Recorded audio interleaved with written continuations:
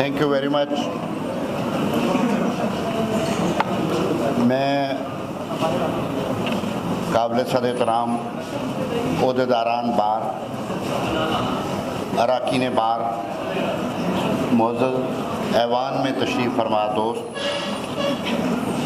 میں محترمہ ربیہ باجوہ کی قرارداد کی تائید کرتے ہوئے اس میں چند نکات کے اضافے کی میں اجازت چاہوں گا، اور میں ہاؤس کے سامنے وہ اپنی ایڈیشنل جو آئٹمز آف ایجنڈا ہیں وہ میں سبمٹ کرتا ہوں. اس پہ پھر صدر صاحب ہاؤس کی رائے لے کے جو بھی مناسب فیصلہ معزز ایوان کرے گا.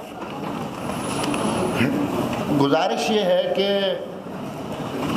انسان کی جو تعریف علم البشریات کے ماہرین نے کر رکھی ہے، جنہیں ہم اینتھروپولوجسٹ کہتے ہیں، انہوں نے انسان کی جو تعریف کی ہے وہ کہتے ہیں جی کہ انسان حیوان ناطق ہے، یعنی حیوان ہے لیکن بولنے والا حیوان ہے.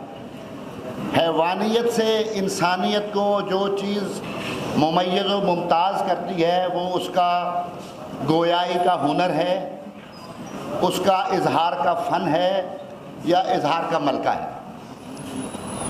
جس معاشرے میں انسانوں کی زبان بند کر دی جائے، جس معاشرے میں انسانوں کا ضمیر سلا دینے کی کوشش کی جائے، جس معاشرے میں آپ اپنے ضمیر کی آواز کو بلند نہ کر سکیں، تو وہ معاشرہ یقیناً انسانی معاشرہ نہیں رہتا، وہ ایک حیوانی معاشرے میں تبدیل ہو جاتا ہے. ہماری ریاست کے نو آبادیاتی ڈھانچے کی بنیاد پر پچھلے 70 سال میں اس سماج کو حیوانی سماج میں تبدیل کرنے کی مسلسل کوششیں ہوتی رہی ہیں. جب آپ آمروں کے اقتدار کی بنیاد پر غیر منتخب جمہوری حکومتوں کے طویل دورانیے دیکھیں تو وہ سارا سفر، وہ سارا عمل در حقیقت اس انسانی سماج کو حیوانی سماج میں تبدیل کرنے کی کوشش ہے. اور اس کوشش کا ایک منظم، مربوط اور باقاعدہ آغاز 5 جولائی 1977 کو ہوا تھا. ضیاء الحق کی مسلط کی ہوئی وہ تاریک رات آج تک ختم نہیں ہوئی، بلکہ وہ تسلسل سے پھیلتی جا رہی ہے. موجودہ تناظر میں ہونے والے واقعات یہ ایک طرف نو آبادیاتی ڈھانچے کی، اس کلونیل سٹیٹ کے کریکٹر کی ری اسرشن کو انڈیکیٹ کرتے ہیں. نو آبادی ریاست اب دوبارہ اپنے نو آبادیاتی مقاصد کے ساتھ اپنے آپ کو ری اسرٹ کر رہی ہے. دوسرے لفظوں میں اگر یہ کہا جائے کہ یہ ریاست دوبارہ اپنے سماج کو ری کالونائز کرنے کی کوشش کر رہی ہے. حقیقت میں ہمیں دوبارہ نو آبادیاتی نظام کی اندھی غاروں میں دھکیلنے کی کوشش کی جا رہی ہے. خواتین کے ساتھ جو ناروا سلوک ہوا، سیاسی رائے رکھنے والے پولیٹیکل ایکٹیوسٹ اور پولیٹیکل ورکر کے ساتھ جو ظلم اور جبر ہوا، کوئی شخص کسی بھی سیاسی جماعت سے تعلق رکھتا ہو، کوئی شخص جو سیاسی شعور اور اپنے ضمیر کے ساتھ زندہ رہتا ہے، وہ اس ظلم اور جبر کی حمایت نہیں کر سکتا.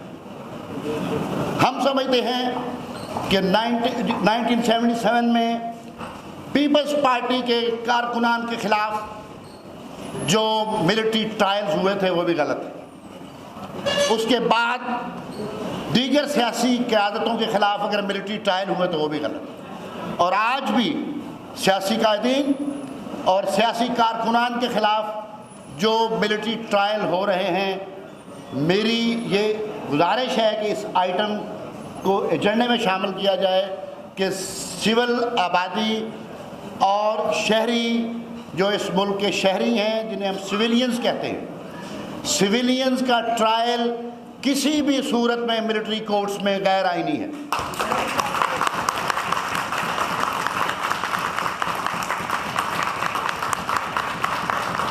ایک بات. دوسری بات کہ آزادی اظہار پر پابندی اب جس طرح صحافیوں کو ایک سلیکٹو ٹارگٹنگ کے ساتھ اٹھایا جا رہا ہے، ان کو پابند سلاسل کیا جا رہا ہے، اور آئین اور قانون کے تحت ان کے پاس جو حقوق ہیں ان کو منسوخ اور معطل کیا جا چکا ہے۔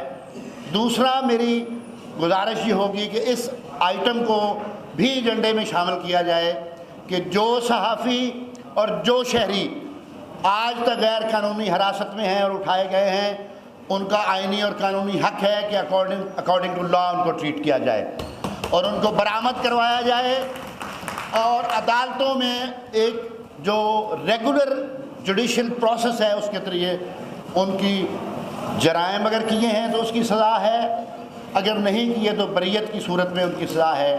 لیکن یہ بند غاروں میں ملٹری ٹرائل جو ہیں یہ اس 2023 میں آج کے اس مہذب معاشرے میں ہم اس ظلم اور جبر کے اس اقدام کو کبھی برداشت نہیں کر سکتے۔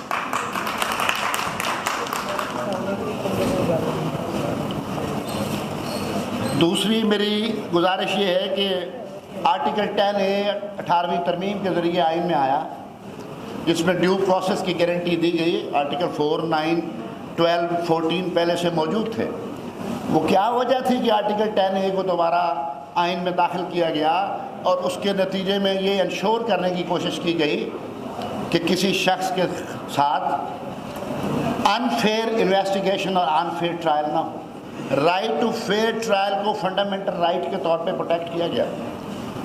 ہم چاہتے ہیں کہ جو بھی سیاسی کارکنان گرفتار کیے گئے ہیں ان کے خلاف جو بھی پروسیڈنگ ہوں گی ان کو اس لحاظ سے ریاست پابند ہے کہ آرٹیکل 10A کی گارنٹیز جو ہیں وہ ہر شہری کو پرووائڈ کی جائیں، ان کو اپنی چوائس لائر کا رائٹ دیا جائے اور انڈیپینڈنٹ ریگولر جوڈیشل سسٹم کے اندر ان کو ٹرائی کیا جائے۔ دوسری بات یہ ہے، تیسری میرا مطالبہ یہ ہے کہ سپریم کورٹ کے 5 ججوں پر مشتمل جوڈیشل کمیشن قائم کیا جائے جو 9 مئی کے واقعات کی انڈیپینڈنٹ انکوائری کرے۔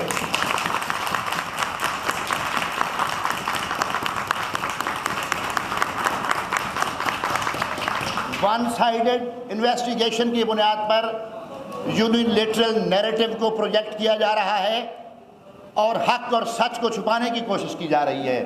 ہمیں ملک کی انتظامی ایجنسیوں پر مکمل اعتماد نہیں ہے۔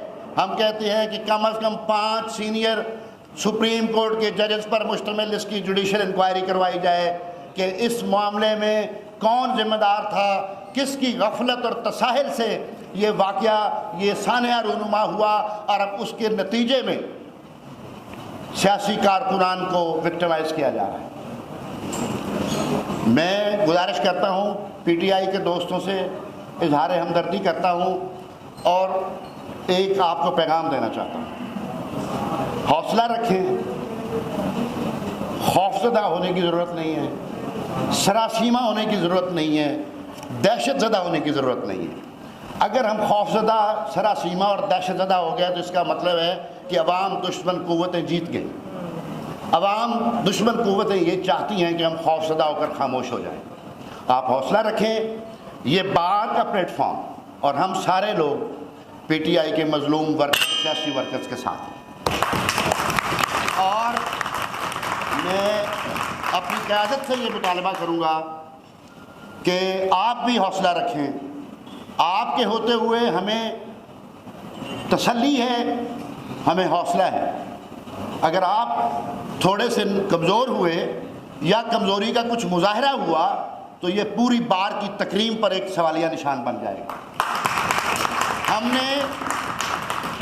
ہم نے 70 سال میں اپنی زندگی میں دیکھا ہے کہ اس بار میں کبھی قیادتوں نے طاقت کے ساتھ کمپرومائز نہیں کیا۔ ہم نے دیکھا ہے کہ بار کی قیادت ہمیشہ ہراول دستے کے طور پر انسانی حقوق کی جدوجہد کرتی رہی ہے، اور میں یقین رکھتا ہوں and I trust this leadership کہ they will never compromise and they will never let us down، اور یہ اس بار کے وقار، احترام اور اس کی تکریم کو آگے لے کے جائیں گے، اور کسی طالع آزما کو یہ جرأت نہیں ہونی چاہیے کہ وہ بار کے پریمیسز میں، بار کے اندر اور بار کی قیادت اور سیاسی کارکنان کے خلاف انتقامی کارروائی کا سلسلہ جاری رکھے۔